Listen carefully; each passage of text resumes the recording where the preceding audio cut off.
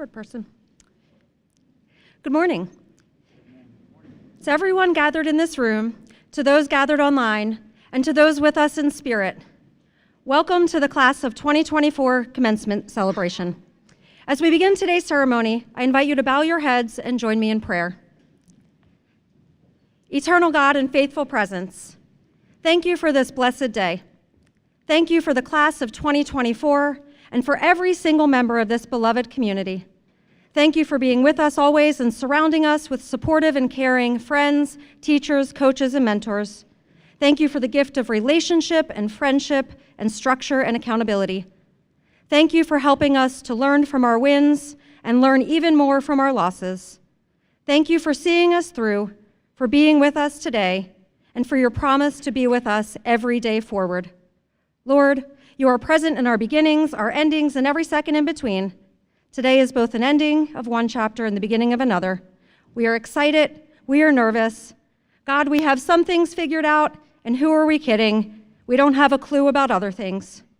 We are put together, Lord, we are a mess. We are human, just as you made us before calling us good. So help us, God, to accept our own humanity and to grant mercy and grace to the humanity of others. Keep us humble, keep us faithful. May we always have strong backs and big hearts.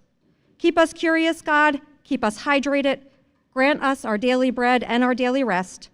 While we do not yet know all the twists and turns that life will take, we ask, God, that you help us, despite our many doubts, to put our full trust in you, to believe in your love for us and your love for every single person we will ever meet, no exceptions. Lord, grant us simplicity of desire and clarity of mind. Protect us from comparison. Let your word and spirit guide us every step of the way. May your grace sustain us, God, and may your army of angels watch over and protect us. Send us to be your light and salt in this world, and give us the courage to be sent. In the name above all names I pray. Amen. You may be seated.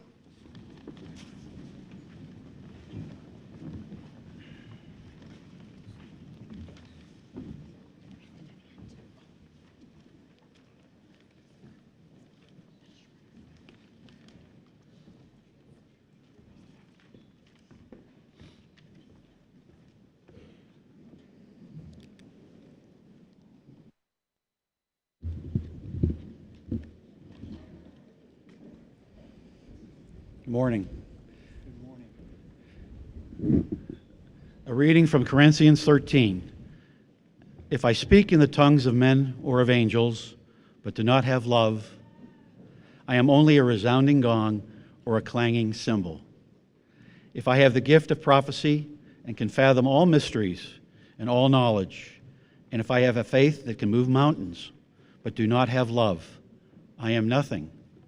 If I give all I possess to the poor and give over my body to hardship that I might boast, but do not have love, I gain nothing. Love is patient, love is kind. It does not envy, it does not boast, it is not proud. It does not dishonor others, it is not self-seeking, it is not easily angered. It keeps no record of wrongs. Love does not delight in evil, but rejoices with the truth. It always protects and always trusts and always hopes, always preserves. Love never fails, but when there are prophecies, they will cease. Where there are tongues, they will be stilled. Where there is knowledge, it will pass away. For we know in part and we prophesy in part, but when completeness comes, what is in part disappears. When I was a child, I talked like a child, I thought like a child, and I reasoned like a child. But when I became a man, I put the ways of childhood behind me. For now we see only a reflection as in a mirror that we shall see face to face. Now I know in part, then I shall know fully, even as I fully known. Now these three remain, faith, hope, and love, but the greatest of these is love.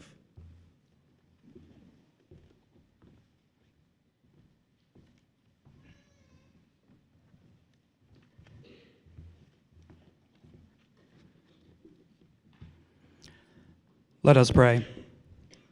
Lord, make me an instrument of your peace. Where there is hatred, let me sow love. Where there is injury, pardon. Where there is doubt, faith. Where there is despair, hope. Where there is darkness, light. And where there is sadness, joy. O divine Master, grant that I may not so much seek to be consoled as to console, to be understood as to understand, to be loved as to love. For it is in giving that we receive, it is in pardoning that we are pardoned, and it is in dying that we are born to eternal life. Amen.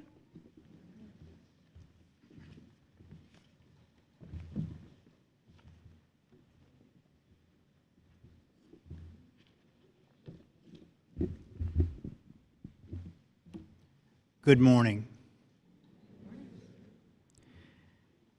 Ladies and gentlemen, welcome to all who've joined us on this wonderful day. It is my honor to welcome you and our distinguished guests to RMA's commencement ceremony for 2024. It's a bit of a list because everybody who cares is here. Everybody who has an investment in this class is here. Those that can't be here are watching us over the internet. So please bear with me while I recognize a few of our guests. First, Ms. Beverly Mansfield, the wife of our distinguished commencement speaker. Ma'am, we're so glad that you're here to see our seniors today, and we thank you for helping us celebrate the class of 24. Many of my supervisors are also in the room, and I'd like to welcome them as well. You just heard from Mr. Harry Austin. He's chairman of our Board of Trustees. Harry will conclude his service as board chair with 27 years as a trustee and 4 years as an RMA cadet. Harry, as you've heard me say many times, you've been a tireless friend to me and a proud defender of our great academy. I congratulate you on completing this latest tour of duty, and I thank you so much for leading RMA so well. The Reverend Dr. Victor Gomez, who's a member of our board, and his wife Heather are here. Thank you both for your service to our Methodist Church and to our academy. Mr. Brian Bogart is a member of our board and my longtime advisor on our investment committee. Brian, thank you for being here today. Mr. Ed Morris, RMA class of 1997, a member of our board, newly installed as our governance committee chair. Ed, we're so grateful for the quality of the new trustees that you are adding onto our board at this time. Mrs. Lucy Hooper. Lucy will be Harry's successor as our board chair this summer, beginning in June. She grew up on this campus as the daughter of one of my most distinguished predecessors, Colonel Arvin Williams. Lucy, God bless you for taking on the leadership of our board, and thank you for your limitless patience with me. Dr. Bill Bursing, RMA class of 1985. Bill, you've done a superb job, especially this year, in bringing new talent to our board, and all of us are in your debt for your generous support to RMA. Thank you so much. Mr. John Seymour, Randolph-Macon Academy class of 1968, our vice chair and my dear friend. John, Lisa, and I love you and Jeannie. We're so grateful that we're able to continue this work because of your support. Thank you, sir. Ms. Valerie Wilson, our departing Parents Association chair, after a stellar career leading that board. She literally has done more than anyone else I can think of in that post. Our Parents Association has soared because of Valerie's leadership. If you notice when you meet her, she's sitting right over here, that she's smiling really big. It could be because her son is our regimental commander, Cadet Colonel Caleb Wilson, who's on his way to Purdue University this fall. Valerie's successful run as our PA president was powerfully aided by her co-president, Yuli Damiani, and her husband, David, who served as our assistant soccer coach. I hope he'll always do that. Their son, Van, is graduating today. He's on his way to the University of Virginia. Congratulations to both of you so much. I would also like to recognize Major General Mac Hobgood and his wonderful wife, Carolyn. Sir, no one did more to help me prepare and learn how to do this job than you did for me. in 2015 and 16. And over the course of your 16 years as our president, you and Carolyn initiated a golden age for RMA. Thank you so much for being here, sir. Also seated in the DV section are some great friends of our Academy. General Walt Boomer, U.S. Marine Corps retired, RMA class of 1956, and our highest-ranking alumnus, and his wonderful wife, Sandy, are here along with Cadet Maddox Morris's parents, Beth and Samuel. They're here to celebrate Maddox's graduation. He's on his way to the Citadel. General, Sandy, Beth, Sam, thank you so much for being here, and congratulations to you all. Seated next to the Boomers are the parents and grandparents of another member of the class of 2024. Jerry and Kendrick McCandless and Jerry's daughter, Minda, are joining us to celebrate the graduation of Kat, who's on her way to Gonzaga this fall. We're also joined by a part-time RMA instructor who's done a great deal to give life and meaning to our new Character and Leadership Development Program. Navy SEAL Chief Warrant Officer Jeff Bull, U.S. Navy retired, and his amazing wife, Jill. Their son, Carver, is, well, almost everything. He's our valedictorian, and he's on his way to West Point. You'll hear from Carver more in just a few minutes. Congratulations to Jeff and Jill. We're so grateful for your help and so proud of your son. It's also a joyous time for us because we have a member of the staff who's got a graduate in this class, our Vice Dean, Mr. Derek Leisure, who just read the St. Francis prayer for you. He and his wife, Michelle, are here with their daughter, Elena, and Derek's parents to celebrate the Leisure's son, Grant, as he graduates, walking across the stage today on his way to VMI in the fall. And so I say to one and all, welcome to my favorite day of the school year. And that's not hard to understand, right? The work's done. The hay is in the barn, as we used to say on the farm. Our seniors have made it, and here they are, dressed like the professionals they know how to be, assembled one last time in front of their teachers and their proud family and friends. Here they are to accept the most valuable credential we can convey, an RMA diploma, ready to go on to lives of meaning and success.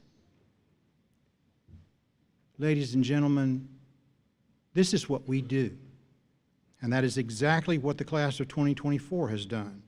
RMA strives to lay a strong foundation in our graduates and to truly prepare them for lives of meaning and success. The class of 24 had the monumental task of laying the foundation for RMA's new military program, and they succeeded. They created a truly cadet-led corps. Their work is a genuine and lasting legacy for the cadets who will follow in their footsteps. As I said yesterday during the baccalaureate, many will follow in those footsteps, but your class, this class, will be able to say for all time, we built it and we charted the path first. And so, at the end of a successful year, I welcome one and all to share in their happiness, their sense of achievement, their pride in themselves, their classmates, and yes, let's celebrate a moment that will forever signal the closing of one door and the opening of so many more. The future is calling you, men and women of this class.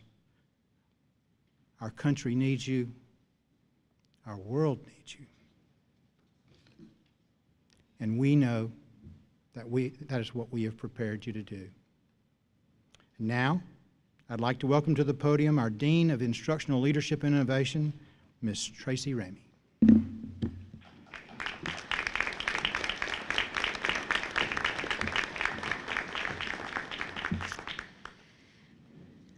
Our first order of business this morning is the introduction of the valedictorian.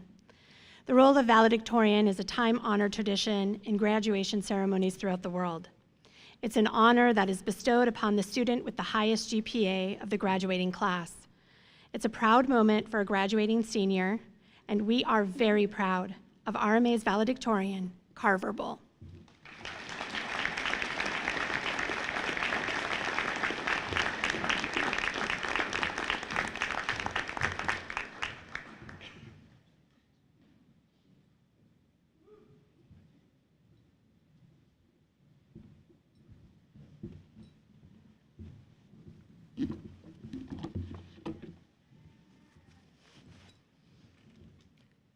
thank you, General Wesley. And thank you to the families and friends and underclassmen and our teachers and our other esteemed guests that decided to come here today. I can barely recognize this school. I can still remember my first year here, everyone's face obscured by a mask, spending my first 3 weeks locked away in a small room, all alone. That might sound dramatic, but for the most part, could have been worse. And it certainly got better. And things kept on changing. Like the ship of Theseus, this boat feels totally different from when we first embarked on our journey. We're changing, and this place will continue to change without us. It'd be selfish and hypocritical to want to keep everything the same forever. In fact, all of these changes are good, and it's a good thing that we're leaving, because the wheels of progress, and they'll turn, and they'll turn, and they'll move, and now our mission is complete. To all of you, to my friends, to the seniors graduating today, I'm sorry. You did it. You accomplished your mission, but now you have to leave.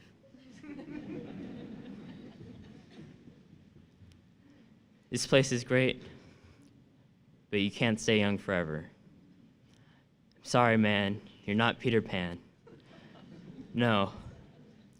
What comes next might be worse or might be better, but to never leave, never change, and never evolve would be a tragedy. No, go on. Make something out of yourself and move forward. Your life will get harder because life never gets easier. In fact, I guarantee that high school was harder than middle school. But I bet you never noticed. Because as life got harder, you got harder. And when you're hard, everything else is soft.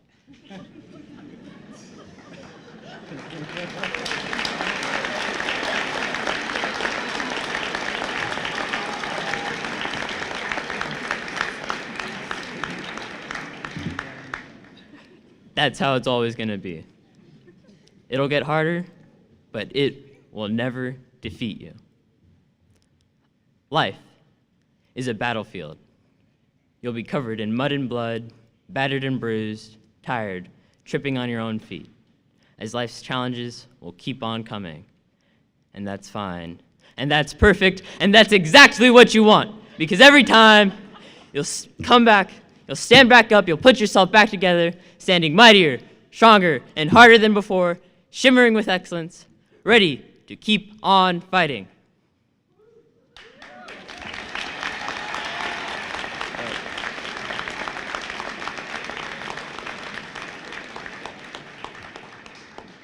Giving up is not natural. Apathy is an abomination. You have to challenge yourself in order to evolve and become a better person.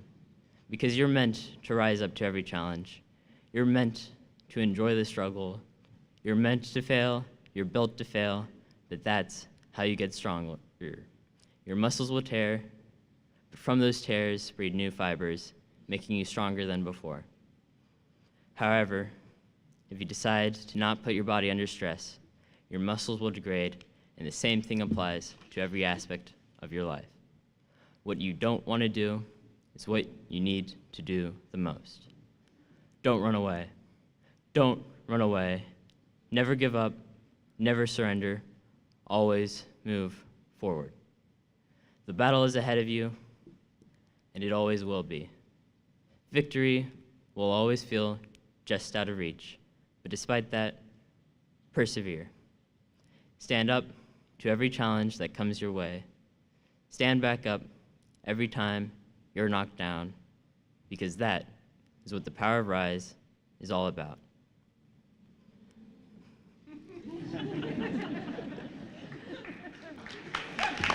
Thank you.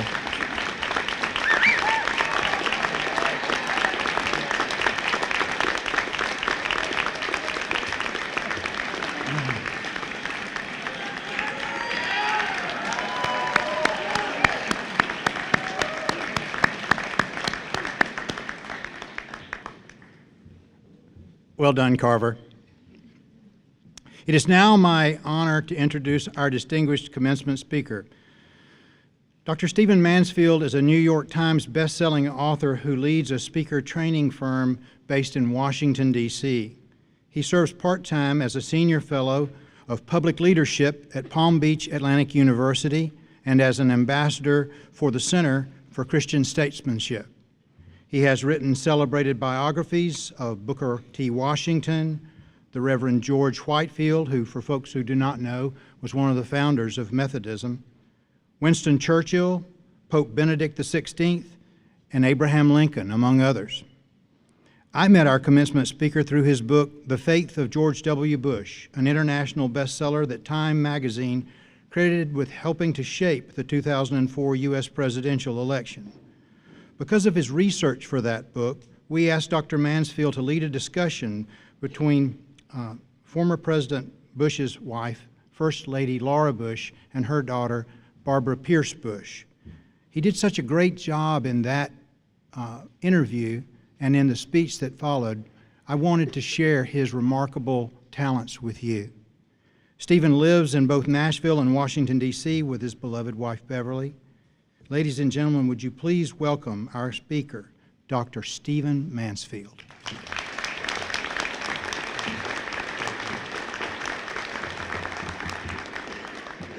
Good morning. It's an honor to be with you. This next 10 minutes or so is the civilian time. Okay, we're not going to misbehave, but we're going to be just a little looser, if that's all right. I would like to expound on some of the thoughts of that eminent prophet, Cadet Carver Bull. I think he's amazing. I think you think he's amazing, and so I'm going to take us back to that concept. First of all, I want to say congratulations to all of you, the faculty and the staff who have done it again. Congratulations to you for what you've done. You parents, you family members, friends out there cheering on, helping, cajoling. None of these cadets would be here without you. And then my comments will be primarily for the cadets this morning and challenging them, but it's great to be with you. I want to make sure that I have understood something, and I want to make sure that it was properly celebrated. Am I correct that there is 100% university acceptance in this graduating class? Is that true?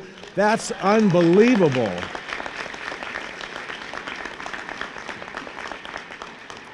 They're going to the finest universities in the land, as you have heard, and they have together secured more than $15 million in scholarship money. Come on. You cadets are amazing. I hope you feel the power of what you've accomplished. I hope you bore the pants off your children, bragging about this for the rest of your lives. I hope you do great things. I hope you wear the RMA swag. I hope you talk to every class that's coming and be sure to assure them that they have it easy and you were the best class that ever went through this school. That's what you do. Accomplish great things. Remember what you are here. Live the legacy. We're very, very proud of you. God bless you. It's wonderful to be with you today. No, we can't have just one applause. We got to have the whole for these guys. I have the privilege of studying eminent people in history and also to have walked and lived with and worked with some eminent people in our generation. And I believe there is a common theme in greatness, a common element among those we esteem in history and those who are living exceptional lives today. And it's not what we would imagine. It's not what some of the leadership coaches and some writers would say. It's not a matter of gender. It's not a matter of socioeconomic background. It's not exclusive to any one race or ethnicity. These factors are not the thing that is common, pretty obviously. What is common among those who live exceptional lives is that they have to face great adversity, that they endure hardship, that they endure opposition, and that they do it and conquer it and move on better for the experience. In fact, this is such a common indicator of future greatness that you learn to look for it. I have had the privilege of guest lecturing at West Point and the U.S. Naval Academy. And when I'm talking to the superintendent or the commandant and I'm saying to them, who are the students you're most excited about? Who do you expect really great things from? I don't find them saying back to me, Joey here because he's great in engineering, or Jennifer because she broke an athletic record, or Lee because he's exceptional in mathematics. They're proud of those things, and those are important. But every time that I have asked such questions, I have been told in response, let's say the superintendent at West Point was excited about a young man who had broken his leg 3 weeks in, but had stayed determined and had overcome that time of suffering and hurt and had accomplished great things. And because the superintendent knew that conquering hardship, that surmounting adversity is perhaps the greatest indicator of an exceptional life thereafter, he was watching that student. He was watching the one from a difficult country where there was civil war and violence, watching that one worry and suffer and hurt for their country at the same time achieving great things. Watching that one who had had 2 family members die back home, but grieved it, fought through the depression, loved their family members, but achieved magnificent things in the face of it and did not let it dominate them. This is what the experienced know to look for in the lives of rising leaders, that they can deal with adversity, that they have faced it, that they have mastered it, that they have a record written in scars and not just in a resume. This is what makes for greatness. And in fact, this is what we call character, because character is perhaps not what we sometimes think. The Greek word for character is actually pronounced exactly the way the English word for character is pronounced, but it meant something very different. The Greek word for character meant a tool for making an imprint, like you make an imprint on a coin. It's exactly what the word means. The Greeks used this word for character, and character that was produced as a result of hardship, because they understood that hardship is not just something to be endured, it's something you must allow to do its work. You must allow to imprint upon you. And then you live an exceptional life, a better life, a nobler life, a humbler life, a wiser life, a life with greater capacity for achievement afterwards. Well, I'm saying all this because this is how I think of the Randolph-Macon Academy class of 2024. They are young, and they have yet to live the vast majority of their lives. But I will say that they have been through some stuff. And when you learn to watch for the hardship and adversity a body of rising leaders have to endure, you realize it's the greatest indicator of their potential. And we should talk about that for a moment today. This class began its RMA years in COVID. All the turmoil, all the upheaval, all the accusations, the millions of deaths, the uncertainty. They finished their freshman year spread around the world, working through an online remote program that was designed, by the way, by the geniuses in charge of this school in 1 week. Their sophomore year, they did in person when most schools were closed. Imagine what that took. By the way, they're not somewhere getting graduate degrees. They were high school students. and yet they went through all of that. Their junior year, the U.S. Congress threw them a curve, not the first time for the U.S. Congress, and they then had to rework a program, as you've just heard General Wesley say, and they did it so magnificently that this program is, and I quote, the envy of the industry. If you're watching this class closely, they are not, I mean this kindly, guys, normal. They are ones who have endured something exceptional, and it means that there's something exceptional about them. And did I mention that they chose a military school? So their regular schooling was aggressive and disciplined and challenging and called for the best they had to give. During that time, there were, you all know what's going on in our culture, wars they had to endure, political divisions, our society seeming to be ripped at the seams, questioning who we are. They endured that. They felt that. They knew what was going on. All of that was part of what they had to endure here. And then, of course, there are the things that are none of my business, but that I know they had to go through, because we all have to go through in these times. They had to battle through the fear. They had to battle through the insecurity. They had to best their physical challenges, and some of them probably wept themselves to sleep. I would have at their age.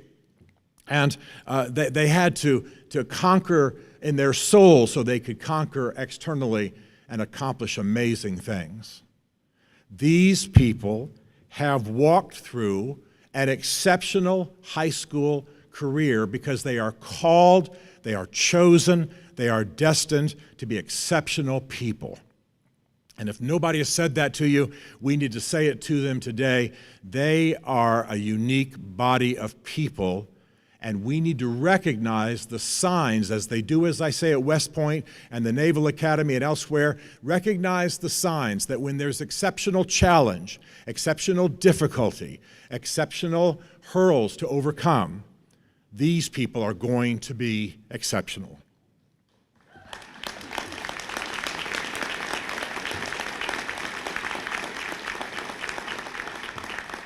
But we often have a way of thinking about greatness that keeps us from recognizing this.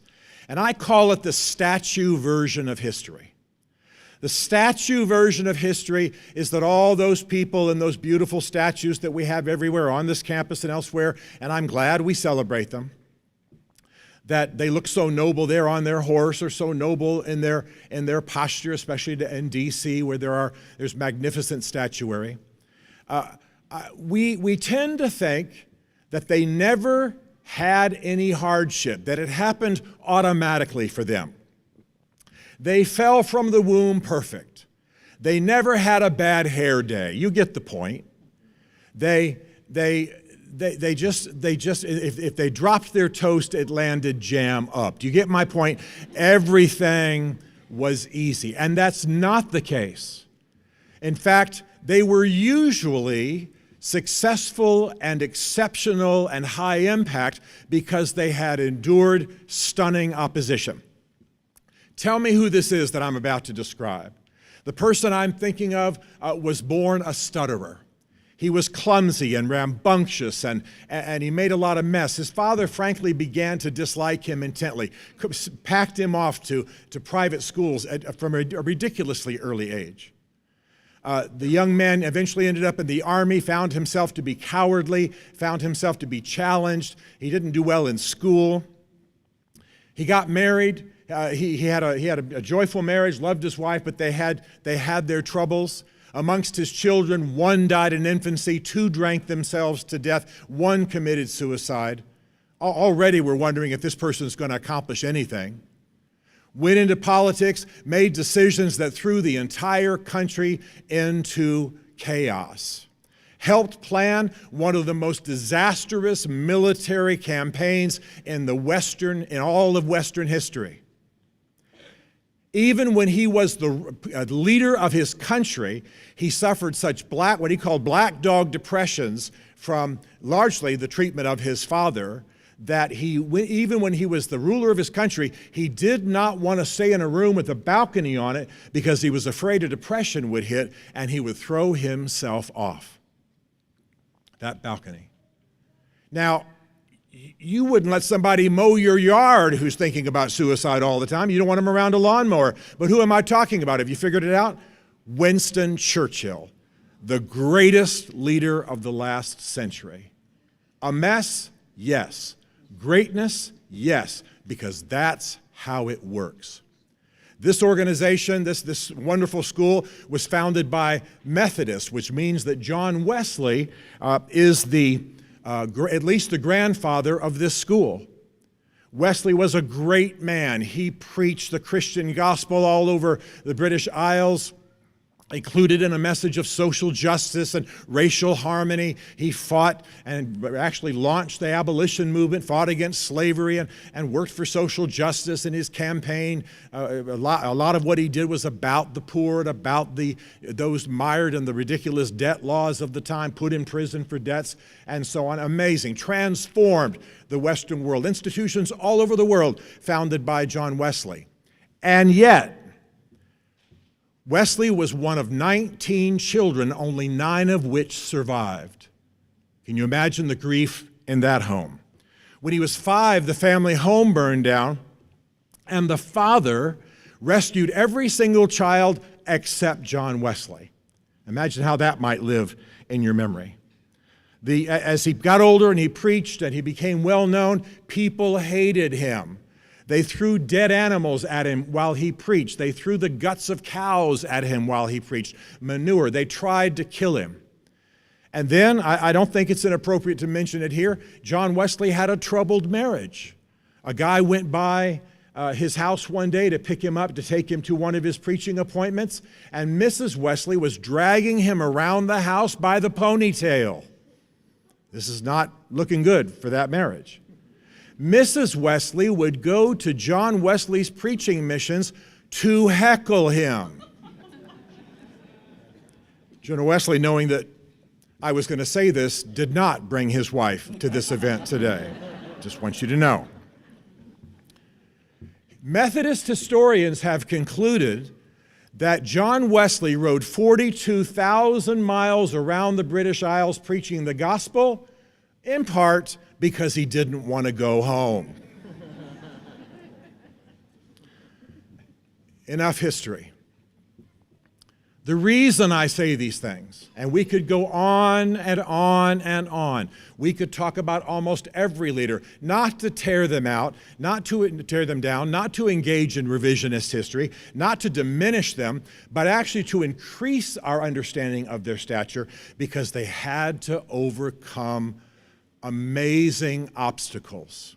Imagine having depression so badly that you won't stay in a room with a balcony on it, and you are the Prime Minister of England at the time because you're battling that kind of depression and don't want to kill yourself in the middle of serving the nation. It's a badge of honor. And so when I look out upon this class, I think of them in terms of future heroes who are being fashioned now by the hardship and the difficulty. And I want to say to you guys, and I say this with love, again, echoing that great prophet, Cadet Bull, that it would be a mistake for you to think that your hardships have been contained at RMA, that this has just been a hard season and the rest of your life is going to be, pristine and without hardship. Especially for all human beings, but especially for those who are called and chosen and destined like you are. Hardship will come. Difficulties will happen. There will be the dark night of the soul. Somebody somewhere is not going to like you. It just happens. You will fail. You've already been told that. Things will happen that will be difficult. What you've got to do is kick those hardships in the teeth. Remember what RMA taught you. Remember what you learned here. Live the legacy of this school, not just in terms of what some people call the resume virtues, your degree, your awards, your accomplishments, your clubs, your medals, etc., all of which we celebrate, but also in terms of what some people call the obituary virtues, the things they'll be talking about at your funeral. He or she was kind, they were brave, they led well, they had compassion for human beings, they served others, they faced their demons, they conquered, they helped others face their demons. You are an exceptional body of people. You will understand that more as you go forward. We are proud of you. We love you. Go forth and live the RMA legacy in its fullest possible sense. Know that hardship will come and that you will be propelled by it. It's an honor to be with you. We are proud of you. God bless you.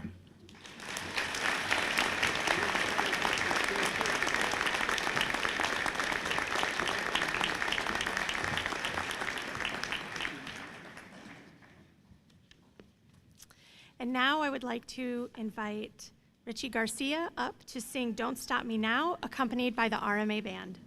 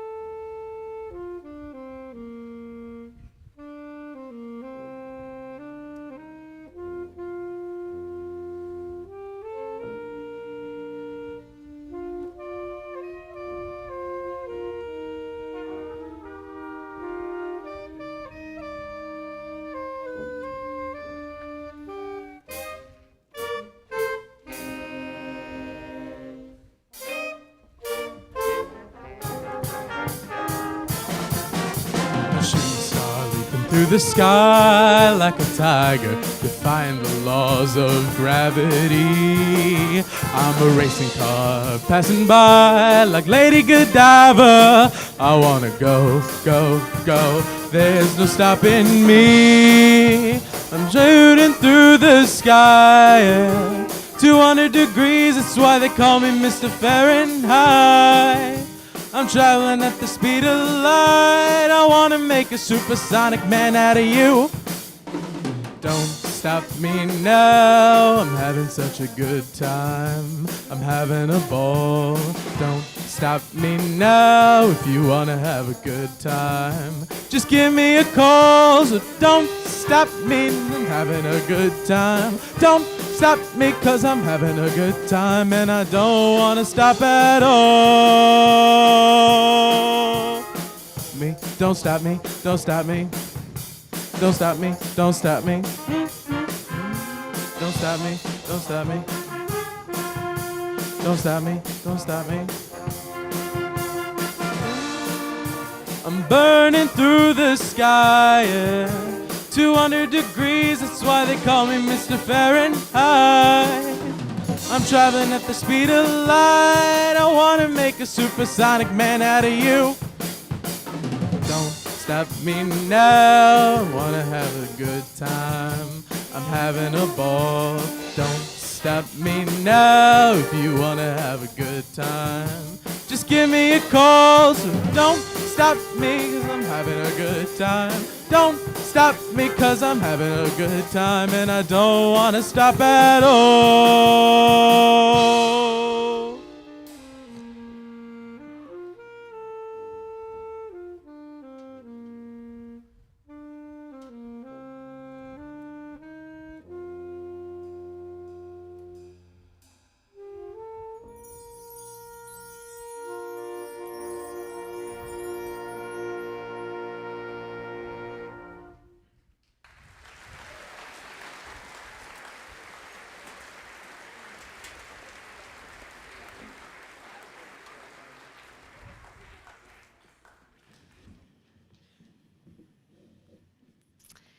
And now, the moment that you have all worked hard for, the moment your families are waiting for, the presentation of the diplomas to the class of 2024.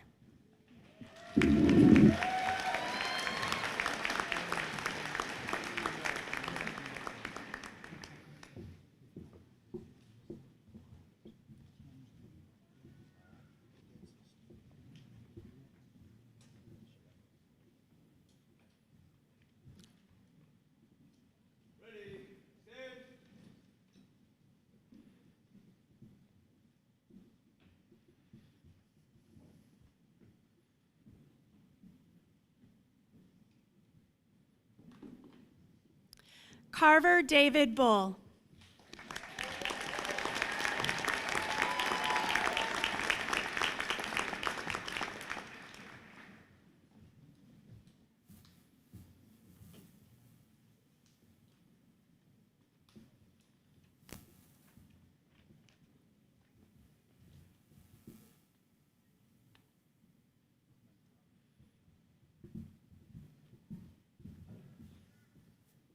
Madigan Marie Athey.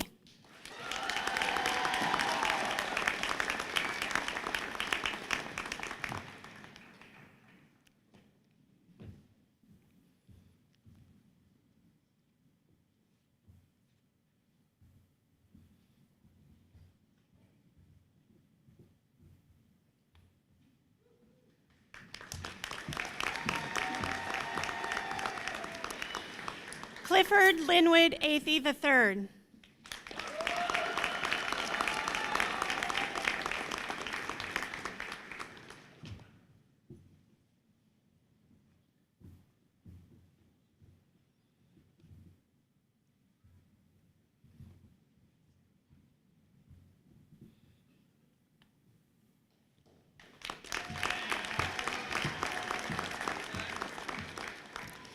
Logan Scott Barnhart.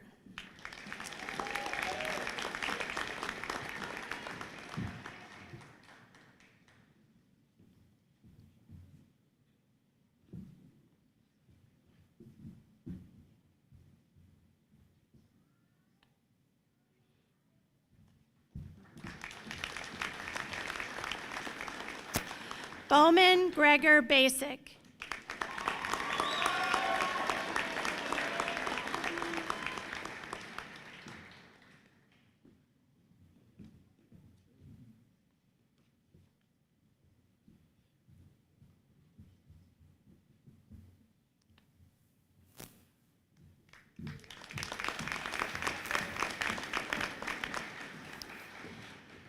Nicholas Allen Bedwell.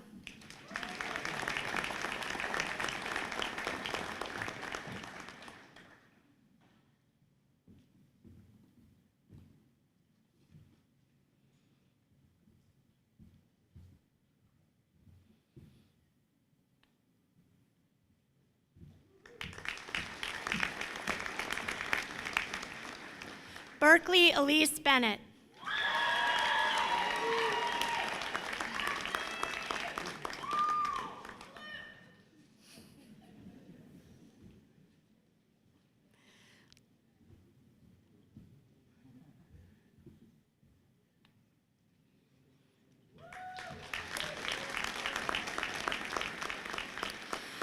Luke Spencer Bitter.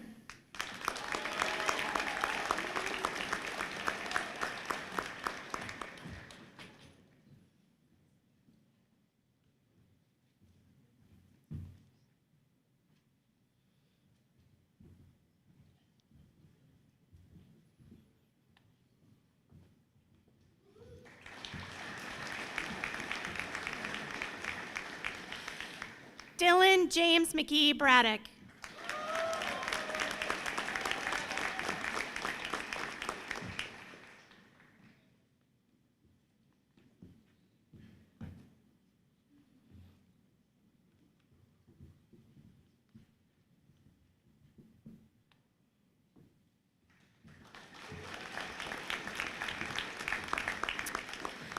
Leonid Carlos Burge.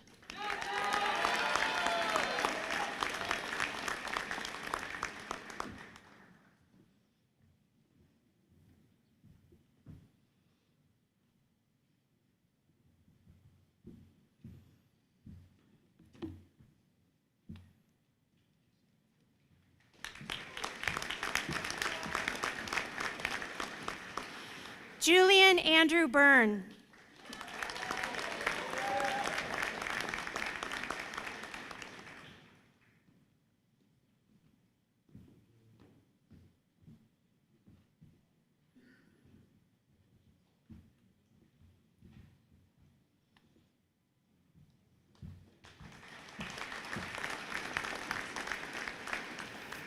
Chan Ho Sum.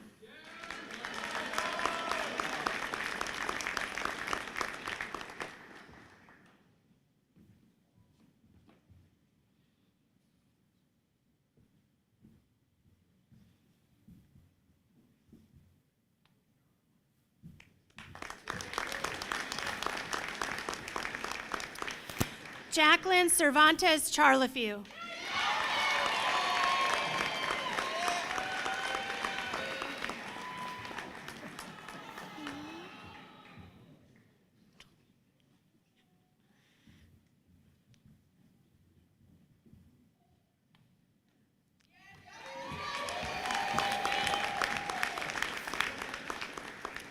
Yunmong Sui.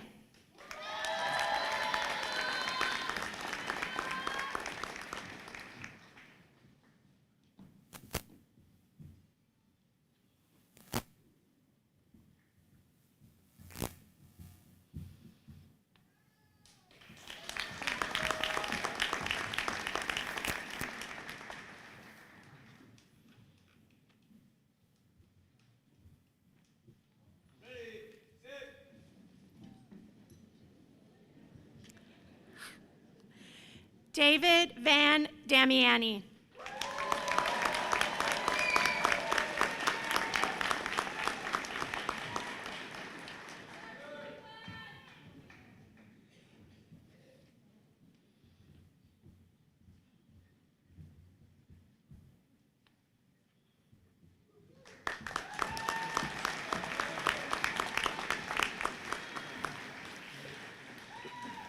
Layla Danier.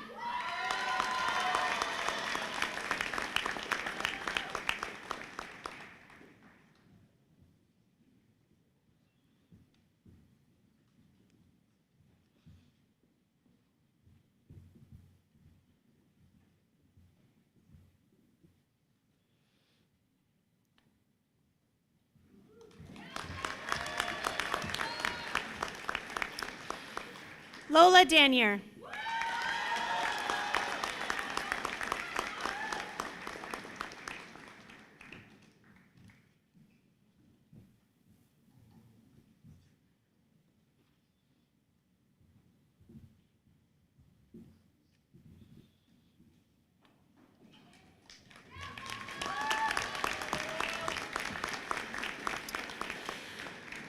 Fatih Ian Imiralu.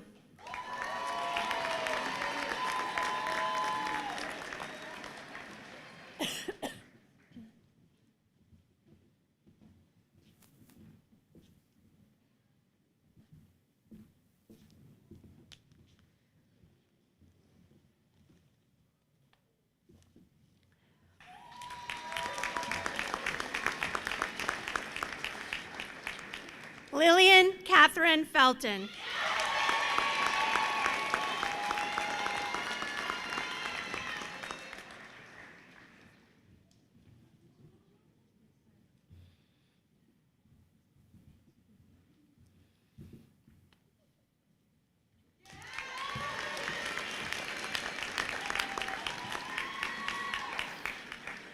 William Clarence Francis III.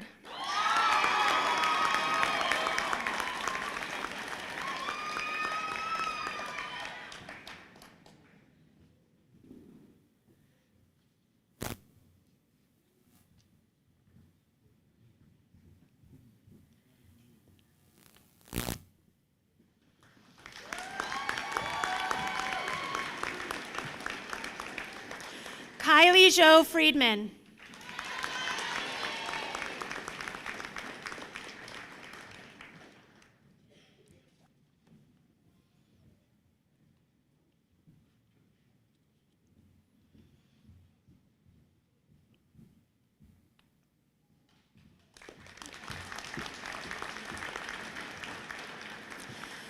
Richie Sean Garcia.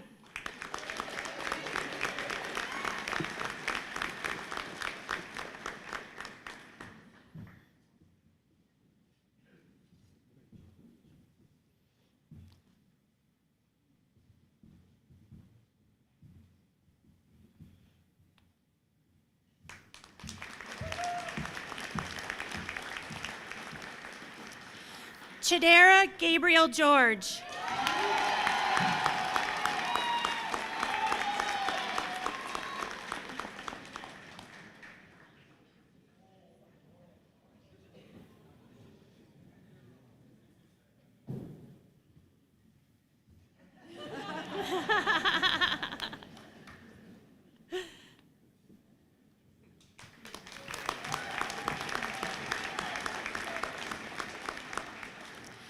Julia Grace Haney.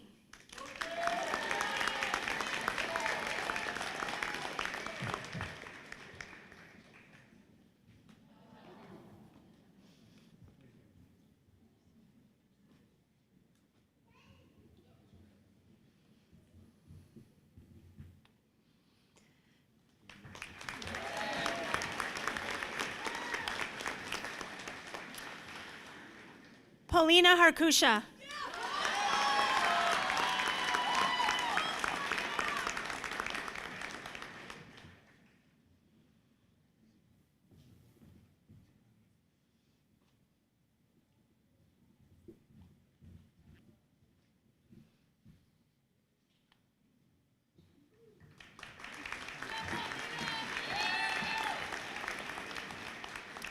Dalton Allen Holloway.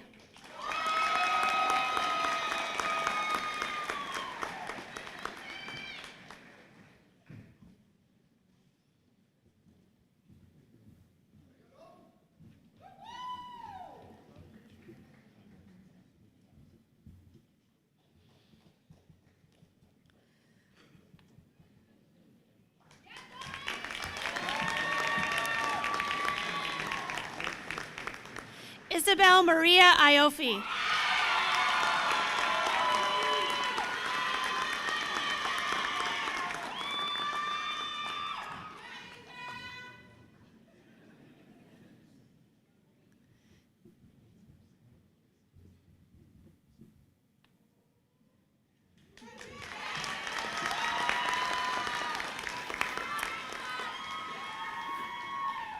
Bilal Banja Kabe.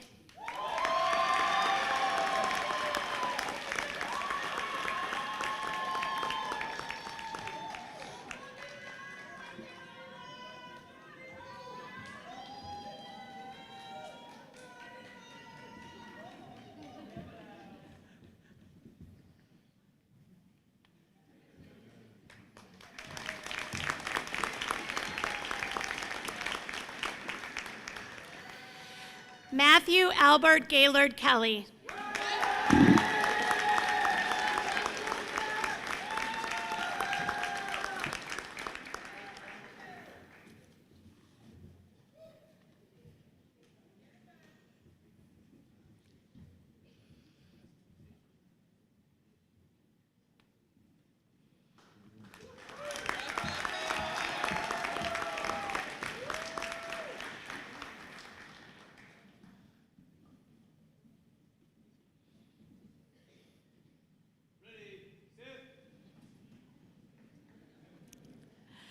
Ong Si Pon Kan.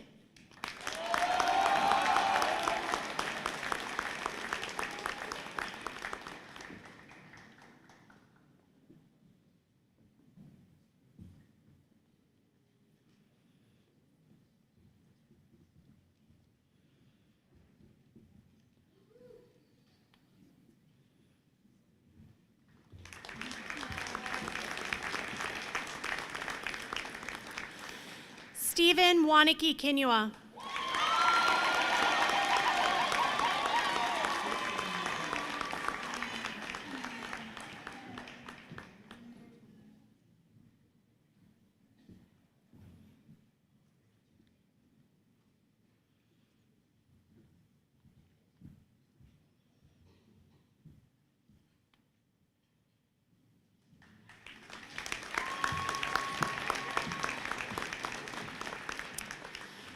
Grant James Leisure.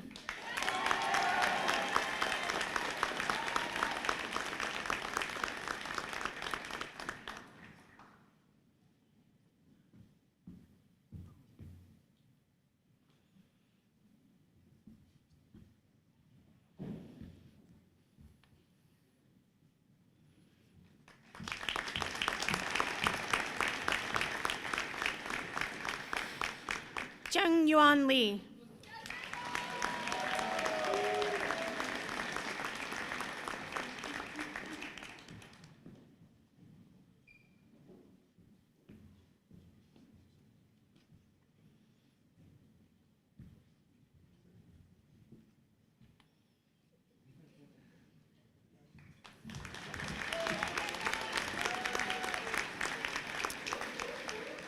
Catherine Emmanuel McCandless.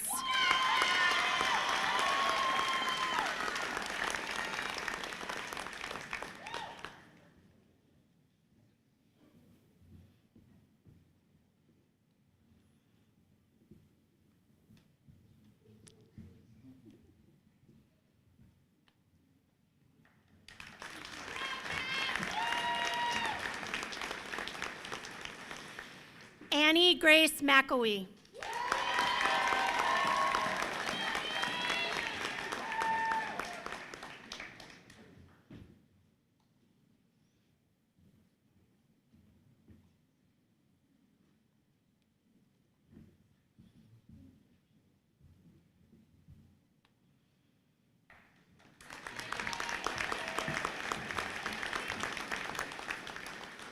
Benjamin Bernard Murphy.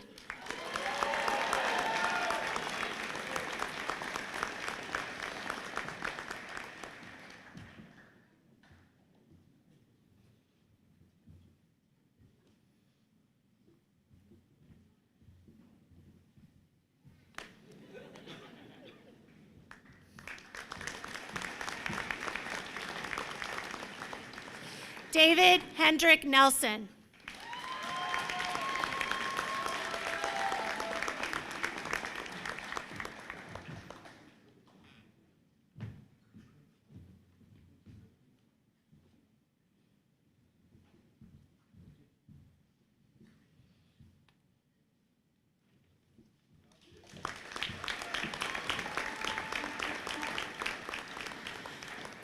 Audrey May Nielsen.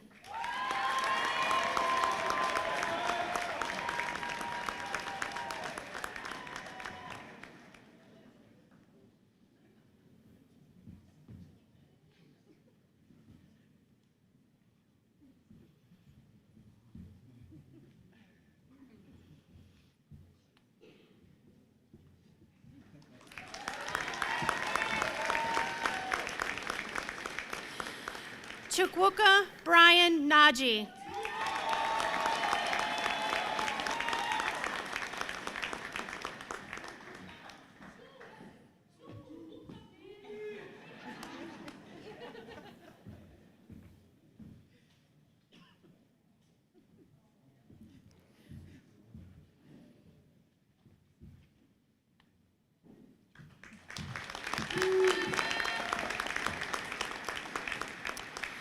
Samuel Maddox Norris.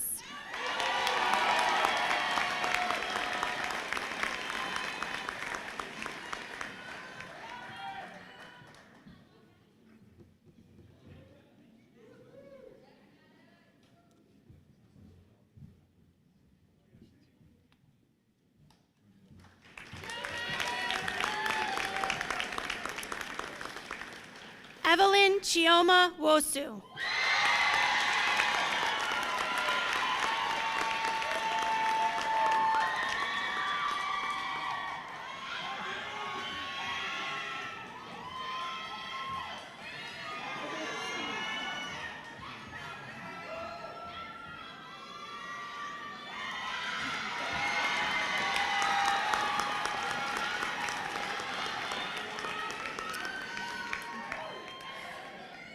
Munachimzu Louis Chukwudozie Nugo.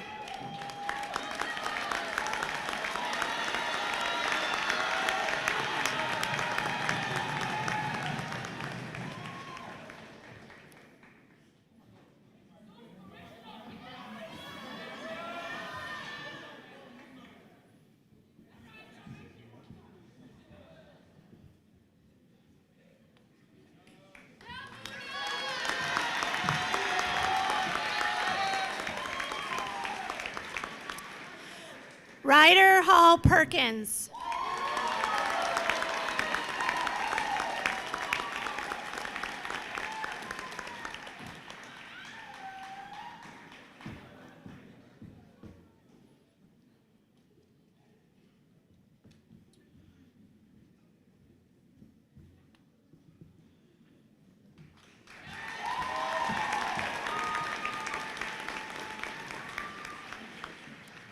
Daniel Paul Piazza.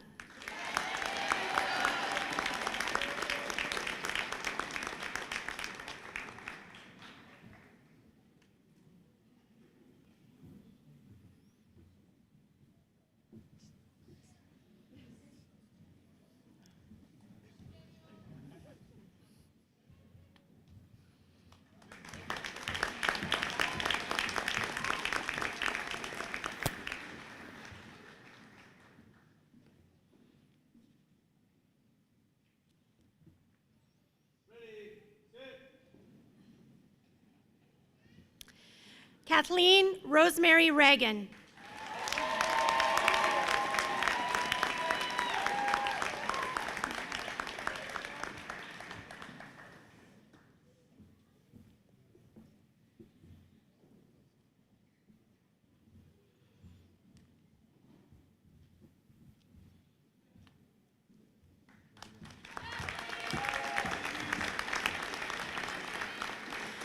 Marco Roca.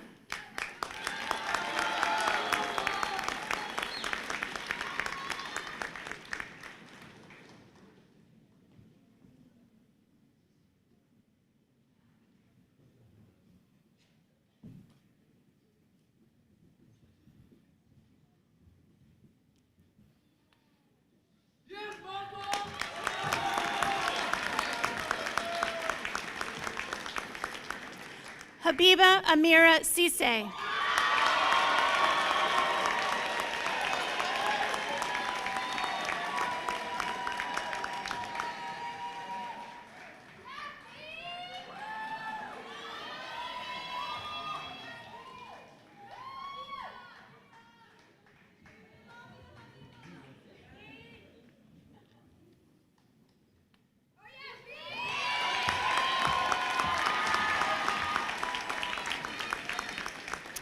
Lucy Wilder Thrall.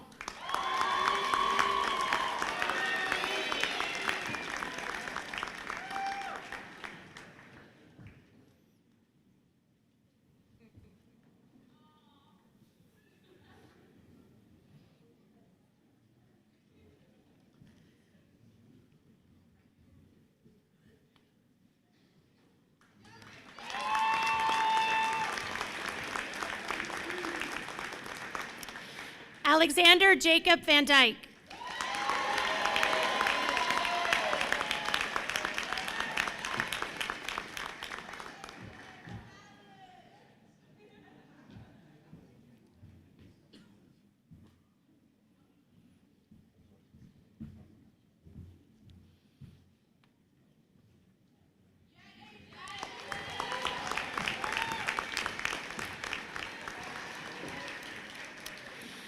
Gabriel Vea.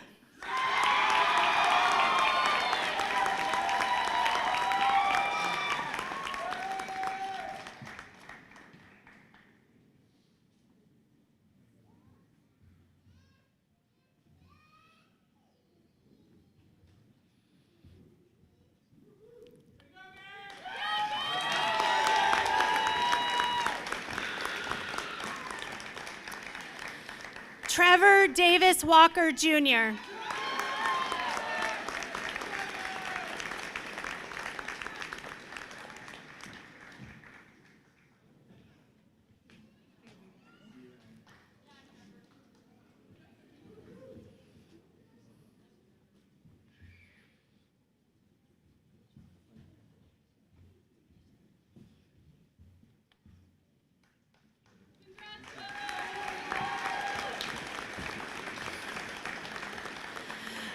Fa Wang.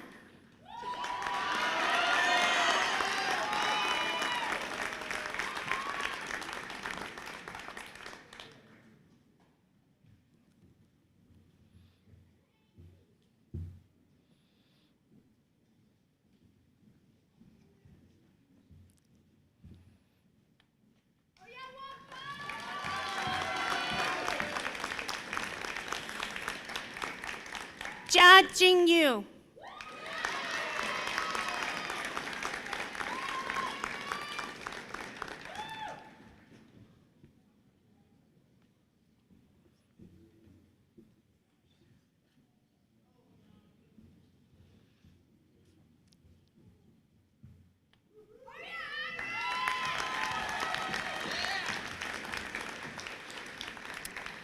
Kamila Yusupova.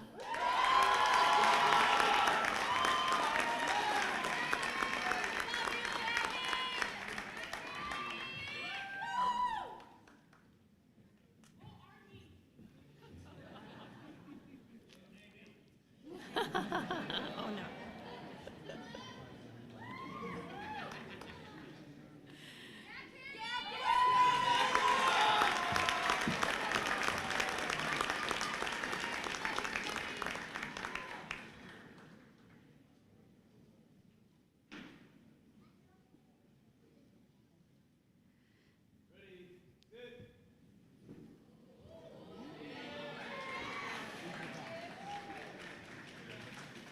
Now for our Falcon Scholars, Obalolua Bethel Akinyemi.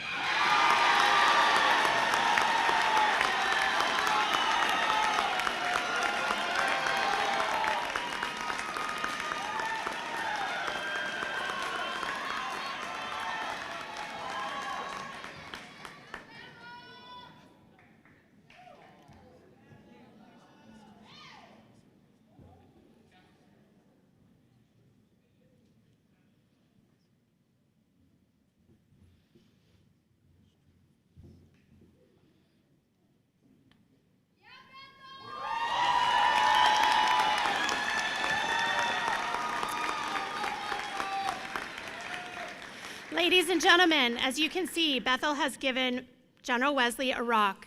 Each fall, our new Falcons gather together for the start of their postgraduate year to prepare themselves for the physical and academic rigors awaiting them at the Air Force Academy. The rock symbolizes the additional weight and responsibility of leadership that the Falcon leader bears. The rock moves from Falcon to Falcon as the leadership role moves from Falcon to Falcon over the course of their year together. Now, having completed its year of accompanying the Falcon leader throughout each day, the Falcon Rock is returned to the Academy so that it can join its predecessors to be proudly displayed in the President's office. Alan Michael Folsom.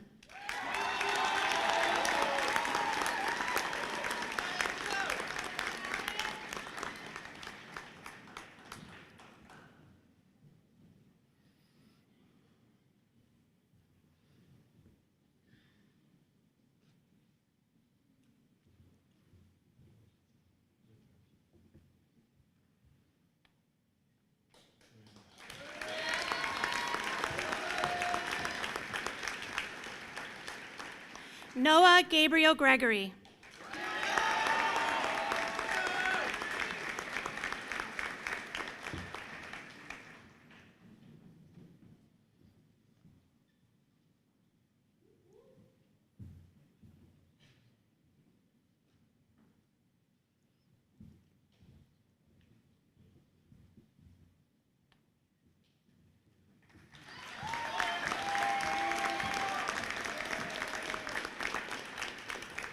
Aiden Christopher Lambert Conahan.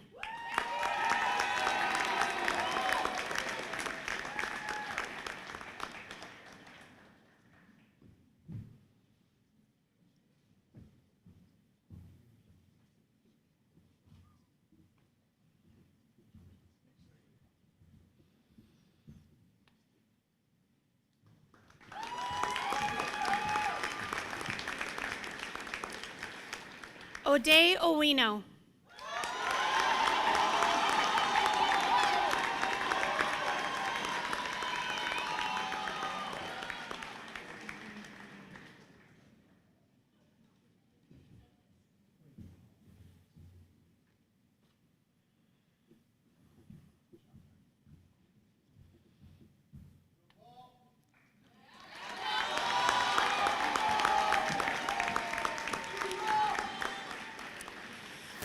Ryan Christopher Rackley.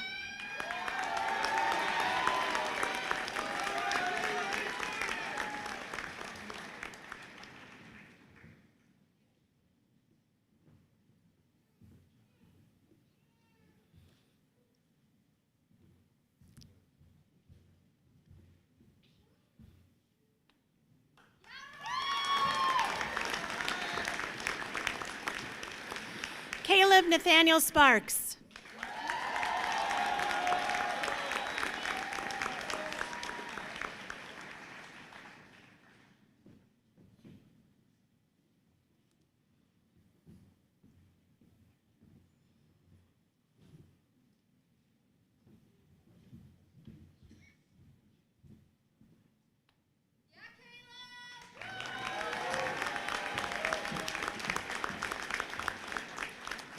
Chantal Ann Thompson.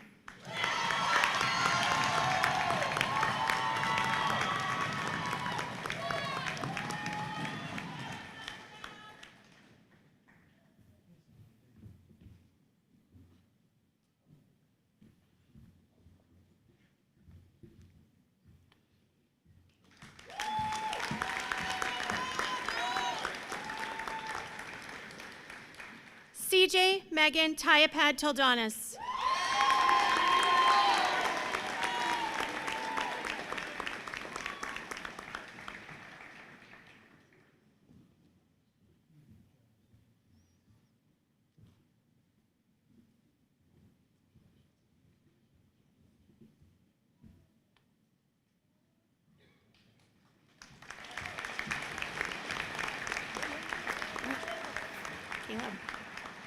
Caleb.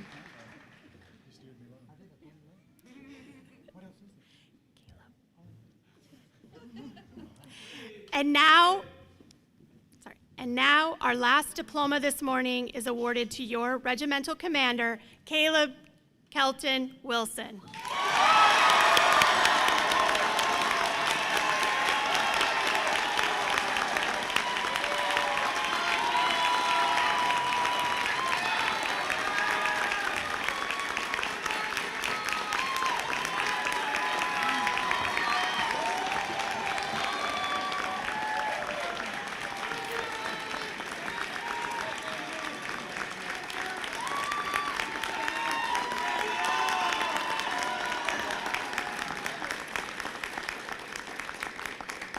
Ladies and gentlemen, it is my pleasure to present to you the class of 2024.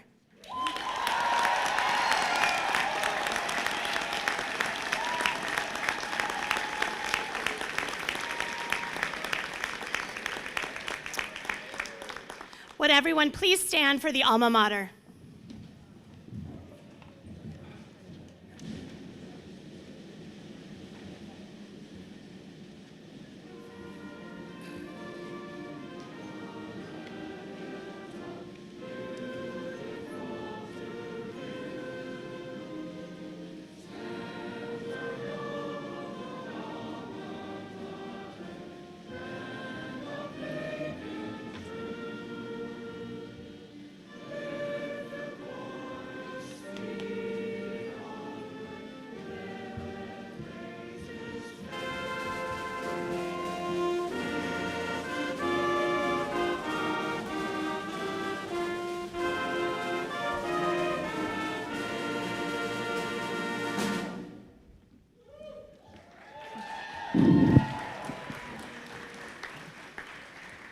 This is it, the actual ending and our final prayer and benediction.